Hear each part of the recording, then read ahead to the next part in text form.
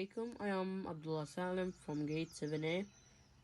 My teacher Fayazuddin asked me to do a project for biology. So, today we will talk about turgidity. What is turgidity? When plant cells are placed in water, the water enters the cell.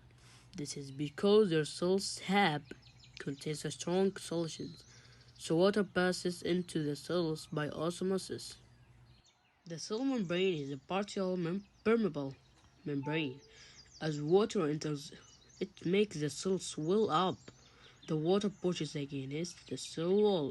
Eventually, the cell contains as much water as it can hold. It's like a blown up balloon. The strong cell wall stops the cell bursting.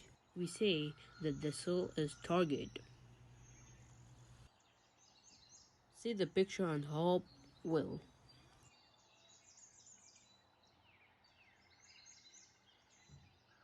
Turgidity, when the cells are fully swollen and when no more water can enter the cell, such a cell cannot accommodate any more water and is called turgid, and the condition is called turgidity. Can you think why turgid cells are useful to plants? Turgid cells the plant support, they keep the stems of many plants upright. But what happens when these cells lose water? The cells are no longer firm and turgid.